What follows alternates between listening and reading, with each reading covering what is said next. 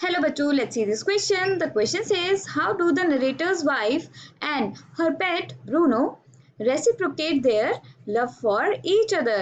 Question में हमसे पूछा जा रहा है कि नरेटर की वाइफ और उनका जो पेट था ब्रूनो, वो दोनों एक दूसरे के लिए बिल्कुल सेम लव वाली फीलिंग रखते थे। इसको अपने आंसर के थ्रू एक्सप्लेन करें। Here, the key concept is Bruno and narrator's wife love for each other. Bruno और नरेटर की वाइफ एक दूसरे को एक जैसा प्यार करते थे। The story the bond of love by Kenneth Anderson beautifully reveals that the bond of love is mutual, selfless, pure, and sacred. It has the strength to survive every challenge and crisis.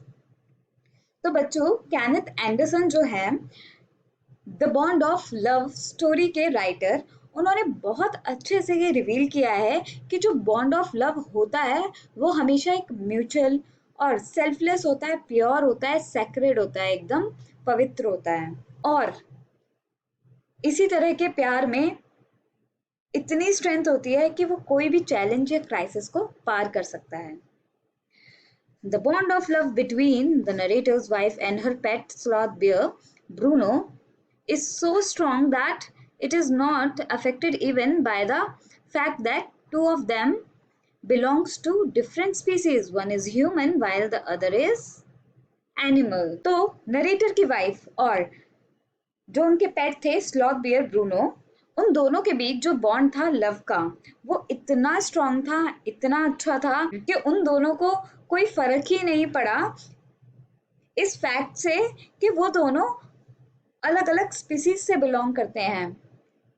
एक human being है और दूसरा एक animal है। The narrator's wife showers love on Bear and treat him like her son. She initially named him Bruno but soon starts calling him Baba.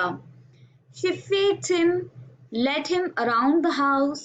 Such innocent and selfless love is reciprocated with equally deep love by the bear. तो बच्चों, narrator की जो wife थी वो इतना ज्यादा प्यार करती थी, इतना प्यार बरसाती थी उस बेयर पे और उसको एकदम अपने बेटे की तरह ही ट्रीट करती थी। वो इनिशियली स्टार्टिंग में उसको ब्रूनो बुलाती थी, लेकिन धीरे धीरे उन्होंने, जब वो प्यार बढ़ता रहा, बॉन्ड बढ़ता रहा, उन्होंने उसको बाबा बुलाना शुरू कर दिया।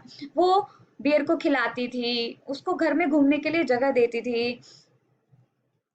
तो यही जो इनोसेंट और सेल्फलेस लव है, यही रेसिप्रोकेट करता है दोनों के दोनों एक दूसरे को एक जैसा ही प्यार करते हैं, एक जितना ही गहरा प्यार करते हैं। When the bear is sent to the zoo, leading to their separation, both stop eating properly and become sad.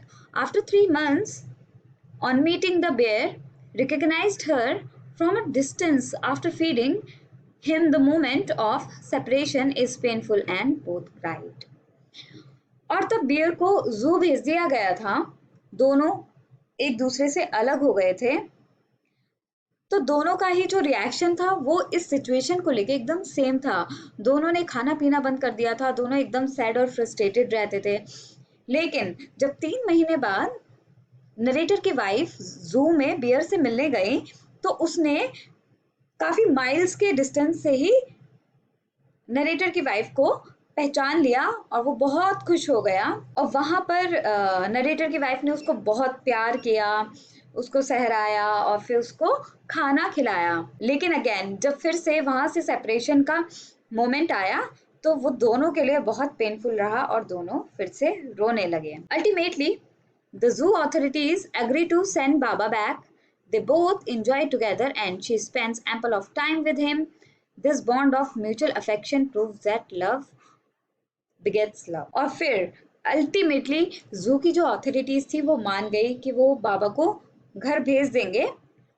तो फिर बाबा अपने घर चले गया वापस और वो दोनों लोग ने खूब एंजॉय किया, खूब एक दूसरे के साथ टाइम स्पेंड किया। और यही जो बॉन्ड है म्यूचुअल अफेक्शन का, ये प्रूव करता है कि लव बिगेट्स लव, मतलब प्यार को प्यार ही मिलता है।